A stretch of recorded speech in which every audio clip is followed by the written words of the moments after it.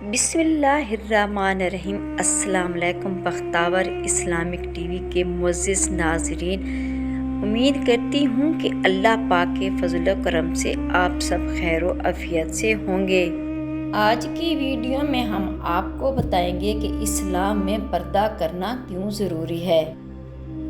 پردہ حجاب اسلام کا ایک امتیازی اور علامتی نشان ہے، کیونکہ اسلام سے پہلے عورت بے پردہ اور بے حجاب تھی۔ اسلام نے عورت کو باپردہ حجاب کے زیور سے آراستہ کر کے عظمت و کردار کی بلندی تک پہنچا دیا۔ لیکن اکثر ہمارے ذہنوں میں یہ سوال پیدا ہوتا ہے کہ آخر کیوں عورتوں کو پردے کا حکم دیا گیا، اور وہ کون سا ایسا واقعہ پیش آیا کہ اللہ پاک نے مسلمان عورتوں کو پردہ کرنے کے لیے آیات نازل فرمانا پڑی۔ نبی کریم کی بعثت سے لے کر 14 سال تک کیوں پردہ حجاب کی ضرورت نہ پڑی؟ حضور اکرم صلی اللہ علیہ وآلہ وسلم کی بعثت سے پہلے، جبکہ انسانیت دم توڑ رہی تھی، فحاشی اور بے حیائی اور جنسی انارکی بھی عروج پر تھی، پردے کا ماحول بالکل ختم ہوتا جا رہا تھا، سوائے عرب کے کچھ شریف خاندانوں کو جو اس آوارگی سے دور تھے اور اس کو معیوب سمجھتے تھے۔ لیکن اکثریت فحاشی اور بے حیائی کے اس سیلاب میں بہتی جا رہی تھی، اور یہ بے حیائی اس حد تک بڑھ رہی تھی کہ عورتیں بے شرمی کے ساتھ بلا جھجک اجنبی مردوں کے سامنے بازاروں اور گلیوں کوچوں میں بے پردہ بن ٹھن کر پھرا کرتی تھیں، اور ان کو روکنے ٹوکنے والا کوئی نہ تھا۔ ناظرین کرام، حضور اکرم صلی اللہ علیہ وآلہ وسلم کی بعثت کے بعد 14 سال تک ہر قسم کی تبلیغ کے باوجود پردے کا حکم نہ دیا گیا۔ اس کی سب سے بڑی وجہ تو یہ تھی کہ اسلام کو لوگ، خصوصاً عورتیں، زیادہ سخت تصور نہ کریں۔ مسلمان مکہ سے ہجرت کر کے آتے تھے تو پھر یہاں پر حضور اکرم صلی اللہ علیہ وسلم کی شادی پر ایک ایسا واقعہ پیش آتا ہے کہ جس پر اللہ پاک خود پردے کے بارے میں آیات نازل فرما دیتا ہے۔ ناظرین گرامی، حضرت زینب بنت حجاج رضی اللہ تعالیٰ کے والد کا نام حجاج بن ریاب تھا، جو کہ قبیلہ بنی اسد کے چشم و چراغ تھے۔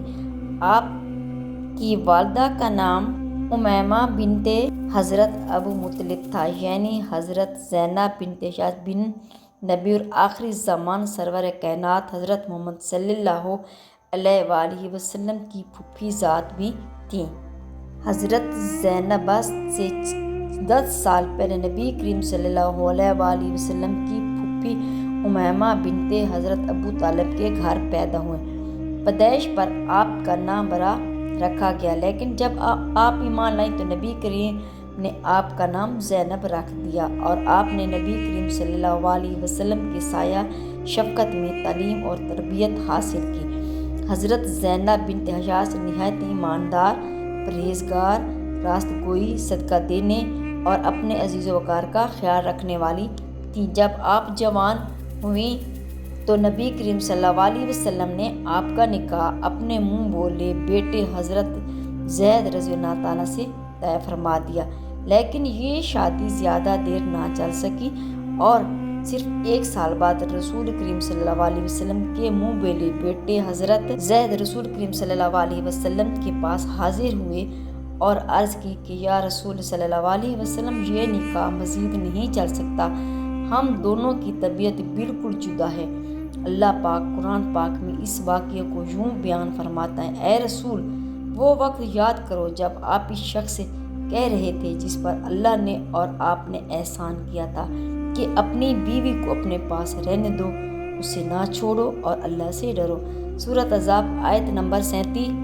لیکن اللہ پاک کی رضا یہی تھی کہ حضرت زید اور حضرت زینب بنت حجاج میں طلاق ہو گئی۔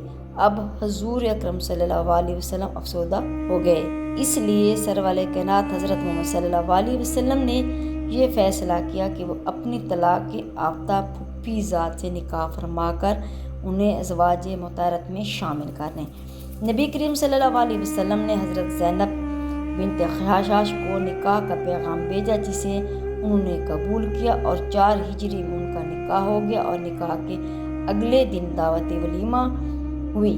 اسی دعوت میں آیات حباب اتری جس کی وجہ یہ تھی کہ دعوت میں کھانے کے بعد چند آدمی حضور کریم صلی اللہ علیہ وسلم کے گھر کے اندر ہی بیٹھے رہے اور آپس میں باتوں میں لگ گئے اور کوئی اندر آتا اور کبھی کوئی باہر جاتا۔ اسی مکان میں حضور کریم صلی اللہ علیہ وسلم کی دلہن حضرت زینب بنت خشاش بھی تھیں۔ وہ ان مردوں کی وجہ سے دیوار کے طرح منہ کر کے بیٹھی تھیں اور بے چینی محسوس کر رہی تھیں۔ حضور کریم صلی اللہ علیہ وسلم نے جب یہ دیکھا تو آپ پریشانی میں چکر لگانے لگے۔ حضور کے بار بار چکر لگانے کی وجہ سے ان مردوں میں سے کچھ تو اٹھ کر چلے گئے لیکن کچھ پھر بھی بیٹھے رہے۔ ناظرین گرامی، یہ یاد رہے کہ یہ سب باتیں اللہ پاک نے قرآن پاک میں خود اتاری ہیں جنہیں اس واقعے کے بعد پیش کیا جائے گا۔ چنانچہ نبی کریم صلی اللہ علیہ وسلم نے محسوس کیا کہ یہ چند مرد بلا اجازت اندر باہر آ جا رہے ہیں اور کچھ تو کھانا کھا کر بھی بحث میں پڑے ہیں اور اپنے گھروں کو نہیں جا رہے۔ رات کافی گزر گئی تھی اور حضرت زینب نئی دلہن کی طرح نیا جوڑا پہنے ان مردوں کی وجہ سے دیوار کی طرح منہ کر کے بیٹھی ہیں۔ آپ صلی اللہ علیہ وسلم کچھ دیر کے لیے خاموش بیٹھ گئے اور پھر فرمایا کہ مجھ پر وحی نازل ہوئی ہے جس کے الفاظ یوں ہیں: اے ایمان والو، نبی کے گھروں میں مت جایا کرو مگر جس وقت تم کو کھانے کے لیے اجازت دی جائے، اسی طور پر کہ تم اس کی تیاری کے منتظر نہ رہو، لیکن جب تم کو بلایا جائے تب جایا کرو اور پھر جب کھانا کھا چکو تو اٹھ کر چلے جایا کرو اور باتوں میں جی لگا کر مت بیٹھا کرو۔ اس بات سے نبی کو ناگواری پیدا ہوتی ہے، سو وہ تمہارا لحاظ کرتے ہیں اور اللہ تعالیٰ صاف بات کہنے والے سے لحاظ نہیں کرتا، اور جب تم ان سے کوئی چیز مانگو تو پردے سے باہر مانگو۔ سورۃ الاضحیٰ آیت نمبر 53۔ اس آیات کو سننے کے بعد سب مرد حضرات فوراً گھر سے نکل گئے اور پھر حضور کریم صلی اللہ علیہ وسلم نے دروازے پر ایک پردہ لٹکا دیا اور اگلی صبح تمام مومنین کے دروازوں پر پردے لٹکا دیے گئے اور گھروں کو اندر سے جانے کی مخالفت ہو گئی۔ یہ ذوالقعدہ سن 4 ہجری کا واقعہ ہے۔ اگر میری آج کی ویڈیو آپ کو اچھی لگی ہو تو لائک کریں، شیئر کریں، سبسکرائب کریں، بیل آئیکن کو پریس کریں تاکہ ہر آنے والی میری ویڈیو آپ تک بآسانی پہنچ سکے اور میری حوصلہ افزائی ہو۔ فی امان اللہ۔